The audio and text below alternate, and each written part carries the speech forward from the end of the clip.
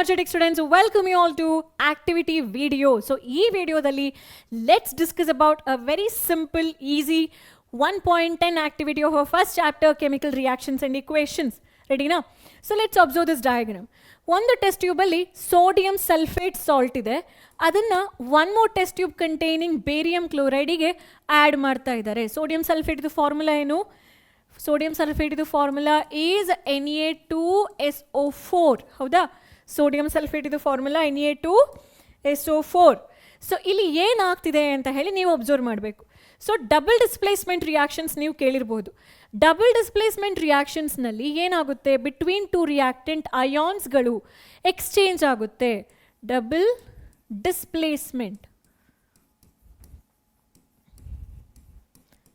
Reaction, ಇದನ್ನು ಇನ್ನೊಂದು ವರ್ಡ್ನಲ್ಲಿ ಕಲಿಬೋದು. ಹೇಗೆ? Precipitate reaction.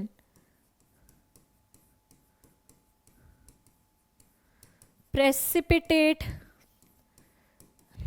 reaction, double displacement reaction athwa precipitate reaction. So the two ingredients what they have taken here, what are the two ingredients they have taken? Sodium sulfate and barium chloride. Howda? Illi namge ಏನು ಸಿಗಬೇಕು? I can write in other way also. Barium chloride and sodium sulfate. So ಇಲ್ಲಿ ನೋಡಿ ಮಕ್ಕಳೇ, ಯಾವುದು product form ಆಗುತ್ತೆ ಅಂತ ಹೇಳಿ. Barium will combine with sulfate to form barium sulfate as the precipitate. So barium ಜೊತೆಗೆ ಸಲ್ಫೇಟ್ ಹೋಗಿ ಕಂಬೈನ್ ಆಗುತ್ತೆ, ಆಯಿತಾ? ಅಥವಾ ಬೇರಿಯಂ ಸಲ್ಫೇಟ್ ಎರಡೂ ಕೂಡ ಕಂಬೈನ್ ಆಗುತ್ತೆ. ಇನ್ನು ಮಿಕ್ಕಿದ ಸೋಡಿಯಂ ಕ್ಲೋರೈಡ್ಗಳು ಮಿಡ್ಲಲ್ಲಿ ಕಂಬೈನ್ ಆಗುತ್ತೆ. ಸೊ ಸೋಡಿಯಂ ಜೊತೆ ಸಲ್ಫೇಟ್ ಇತ್ತು, sulphate got displaced by chlorine. Chlorine ಜಾಗದಲ್ಲಿ ಸಲ್ಫೇಟ್ ಹೋಯಿತು, ಎರಡು ಕಡೆ ಡಿಸ್ಪ್ಲೇಸ್ ಆಗುತ್ತೆ. ಒಂದು ಕ್ಲೋರಿನ್ ಜಾಗವನ್ನು ಸಲ್ಫೇಟ್ ಡಿಸ್ಪ್ಲೇಸ್ ಮಾಡುತ್ತೆ, ಸಲ್ಫೇಟ್ ಜಾಗವನ್ನು ಕ್ಲೋರಿನ್ ಡಿಸ್ಪ್ಲೇಸ್ ಮಾಡುತ್ತೆ. ಎರಡು ಕಡೆ ಡಿಸ್ಪ್ಲೇಸ್ಮೆಂಟನ್ನು ನೋಡ್ತೀರಾ, ಹೌದಾ? ಹಾಗಾಗಿ ನೀವು ಡಬಲ್ ಡಿಸ್ಪ್ಲೇಸ್ಮೆಂಟ್ ರಿಯಾಕ್ಷನ್ ಅಂತ ಹೇಳಿ ಇದನ್ನು ಕರಿತೀರಾ. ಸೊ ಒಂದು ಸಾಲ್ಯುಬಲ್ ಕಂಪೌಂಡ್ ಇನ್ನೊಂದು ಇನ್ಸಾಲ್ಯುಬಲ್ ಕಂಪೌಂಡ್ ಫಾರ್ಮ್ ಆಗುತ್ತೆ. ಸೊ ಇನ್ಸಾಲ್ಯುಬಲ್ ಕಂಪೌಂಡ್ ಏನಿಲ್ಲಿ ಫಾರ್ಮ್ ಆಯಿತು, ಬೇರಿಯಂ ಸಲ್ಫೇಟ್, ಅದನ್ನು ನಾವು ಪ್ರೆಸಿಪಿಟೇಟ್ ಅಂತ ಹೇಳಿ ಕರಿತೀವಿ. ತುಂಬ ಜನರಿಗೆ ಕನ್ಫ್ಯೂಷನ್ ಇರುತ್ತೆ, ಯಾಕೆಂದರೆ ಪ್ರೆಸಿಪಿಟೇಟನ್ನು PPT ಅಂತ ಹೇಳ್ತಾರೆ, power point presentation of barium sulphate ಅಂತೇಳಿ. ಸೊ ಸಿಲ್ಲಿ PPT ಅಂತ ಹೇಳಿದರೆ insoluble solid which is formed in double displacement reaction. ಪ್ರೆಸಿಪಿಟೇಟನ್ನು ನಾವು ಏನು ಅಂತ ಹೇಳಿ ಕರಿಬೋದು? Insoluble solid. ಪ್ರೆಸಿಪಿಟೇಟನ್ನು ಇನ್ಸಾಲ್ಯುಬಲ್ ಸಾಲಿಡ್ ಅಂತ ಕೂಡ ಕರಿಬಹುದು. ಬ್ಯಾಲೆನ್ಸಿಂಗ್ ಮಾಡಬೇಕಲ್ವ ಈ ಇಕ್ವೇಷನ್ನ. ಮತ್ತು ಇತರ ಎಕ್ಸಾಂಪಲ್ಸ್ನ ಕೂಡ ತಗೊಳ್ಳೋಣ. If you take up this barium chloride BaCl2 and sodium sulphate Na2SO4 reaction, ಇದೆರಡನ್ನು ನೀವು ಟ್ರೀಟ್ ಮಾಡ್ತೀರಂತ ಹೇಳಿದ್ರೆ ನಿಮಗೆ ಬೇರಿಯಂ ಸಲ್ಫೇಟ್, ಸೊ ಸಲ್ಫೇಟ್ ಜಾಗಕ್ಕೆ ಕ್ಲೋರಿನ್, ಕ್ಲೋರಿನ್ ಜಾಗಕ್ಕೆ ಸಲ್ಫೇಟ್ ಹೋಗುತ್ತಲ್ವ. ಇನ್ನೊಂದು ಪ್ರಾಡಕ್ಟ್ ಏನು? ಸೋಡಿಯಂ ಕ್ಲೋರೈಡ್ ಸಿಗುತ್ತೆ. ಯಾವಾಗಲೂ ಎಕ್ಸಾಮ್ನಲ್ಲಿ ನೀವು ಈಕ್ವೇಷನ್ಸ್ ಬರೆದಿದ್ದ ನಂತರ ಇಮಿಡಿಯೇಟಾಗಿ ಅದರ ಹೆಸರನ್ನು ಮೆನ್ಷನ್ ಮಾಡಿ. ಇದರ ಹೆಸರೇನು?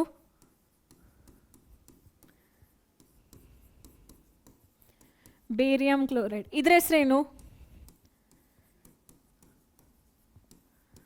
Sodium sulphate. ಹೌದಾ? ಇದರ ಹೆಸರೇನು? Barium sulphate. ಮತ್ತು ಇದೇನು? Sodium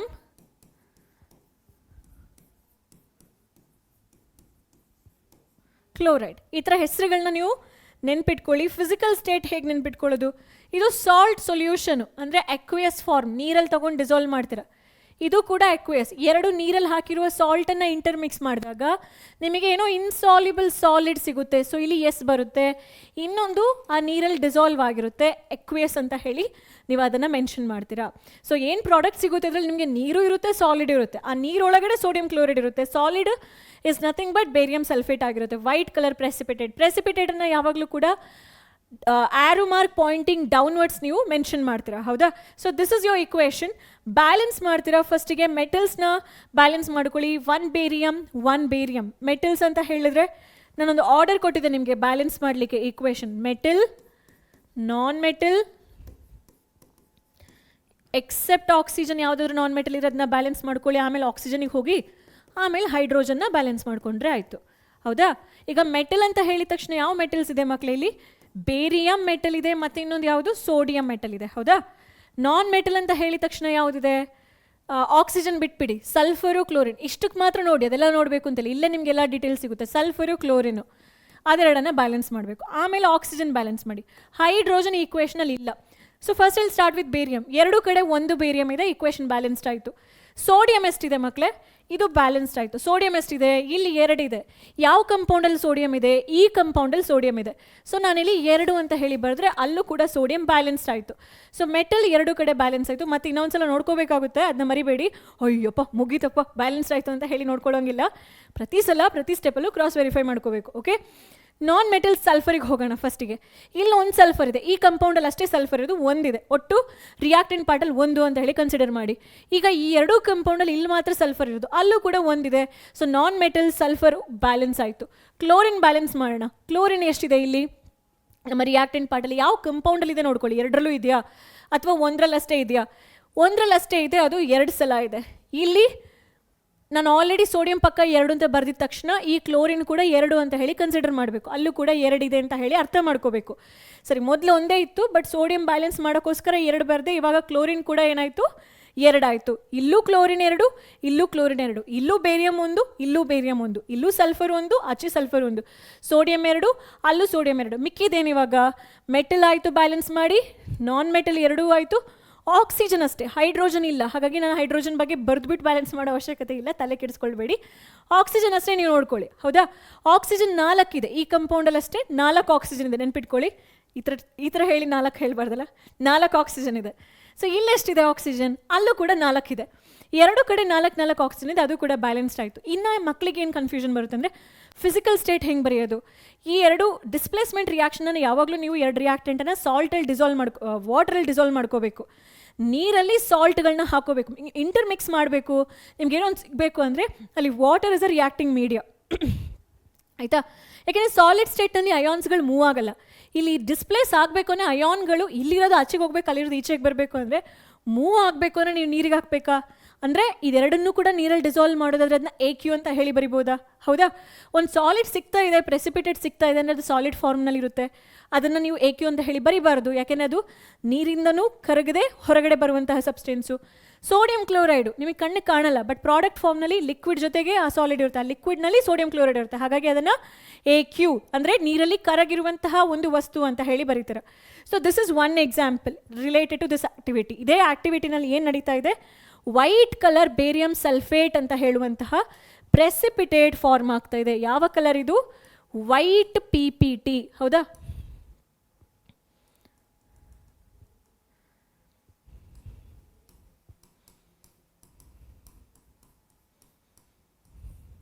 so white colour precipitate ನಿಮಗೆ ಸಿಗುತ್ತೆ. And the precipitate name is barium sulphate. ತುಂಬ ಇಂಪಾರ್ಟೆಂಟ್ ಮಕ್ಕಳೇ, ಯಾಕೆಂದರೆ ತುಂಬ ಸಲ ಈ ಕ್ವೆಶನ್ ರಿಪೀಟೆಡಾಗಿ ಕೇಳಿದ್ದಾರೆ.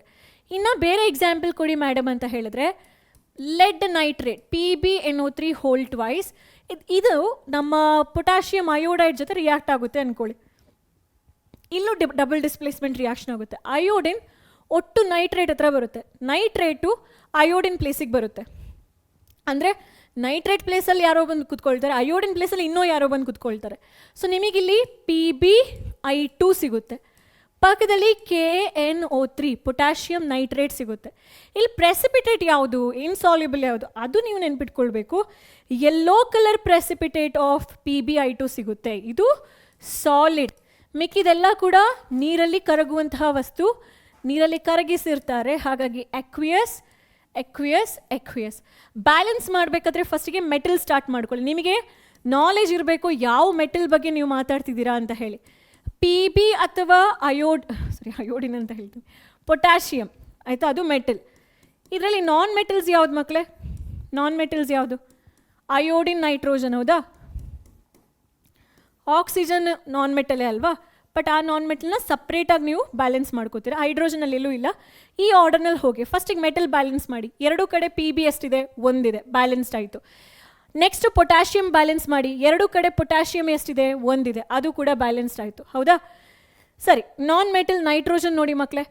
ಈ ಒಂದು ರಿಯಾಕ್ಟೆಂಟ್ನಲ್ಲಿ ನೈಟ್ರೋಜನ್ ಇದೆ, ಅದು 2 ಸಲ ಇದೆ. ಔಟ್ಸೈಡ್ ದ ಬ್ರ್ಯಾಕೆಟ್ 2 ಅಂದರೆ 2 ಸಲ ಇದೆ. ಸೊ ಇಲ್ಲಿ ನೈಟ್ರೋಜನ್ ಇದೆ, ಅಲ್ಲೂ ನೀವು 2 ಅಂತ ಹೇಳಿ ಬರೀತೀರ. ಇಮಿಡಿಯೇಟ್ ಆಗಿ ಪೊಟ್ಯಾಷಿಯಮ್ ಏನಾಯಿತು 2 ಆಯಿತು. ಸೊ ಇಲ್ಲಿ ಪೊಟ್ಯಾಷಿಯಮ್ಗೂ 2 ಬರೀಬೇಕು. ಅಂದರೆ ನೀವು ಸೆಕೆಂಡ್ ಸ್ಟೆಪ್ಪಿಗೆ ಹೋದಾಗ ಫಸ್ಟ್ ಸ್ಟೆಪ್ ಏನು ಬ್ಯಾಲೆನ್ಸ್ಡ್ ಆಗಿತ್ತು ಅದು ಮತ್ತು ಕೂಡ ಅನ್ಬ್ಯಾಲೆನ್ಸ್ಡ್ ಆಗ್ಬೋದು, ಅದನ್ನು ನೀವು ಬ್ಯಾಲೆನ್ಸ್ ಮಾಡಬೇಕು. ಅರ್ಥ ಆಯ್ತಾ? ಸೊ 2 ಕಡೆ ಪೊಟ್ಯಾಷಿಯಮ್ 2 ಅಂತ ಹೇಳಿ ಬರೆದ್ರಿ, ಡನ್. ಇನ್ನೇನು ಮಾಡಬೇಕು? ಇದು ಆಯಿತು, ಇದು ಆಯಿತು. ಪಿ ಬಿ ಏನಾದರೂ ಚೇಂಜ್ ಆಯಿತಾ ಮಕ್ಕಳೇ? ಇಲ್ಲ. ನೈಟ್ರೋಜನ್ ಬ್ಯಾಲೆನ್ಸ್ ಮಾಡಿದ್ರಿ. ಅಯೋಡಿನ್ ಅಷ್ಟೇ ಬಾಕಿ ಇದೆ ಅಲ್ವಾ? ಅಯೋಡಿನ್ ಇಲ್ಲೆಷ್ಟಿದೆ? 2 ಇದೆ. ಇಲ್ಲೆಷ್ಟಿದೆ ಈ ಕಂಪೌಂಡ್ನಲ್ಲಿ? ಬಿಕಾಸ್ ಇಲ್ಲಿಲ್ಲ, ಇದರಲ್ಲಿ ಮಾತ್ರ ಇರುವಂಥದ್ದು. ಅಲ್ಲೂ ಕೂಡ I2 2 ಇದೆ. ಸೊ 2 ಕಡೆ ಬ್ಯಾಲೆನ್ಸ್ಡ್ ಆಯಿತಾ ಇಕ್ವೇಷನ್? ಸೊ ಈ ಆರ್ಡರ್ನಲ್ಲಿ ಹೋದರೆ ನಿಮಗೆ ಯಾವುದು ಕೂಡ ಮಿಸ್ ಹೊಡಿಯಲ್ಲ.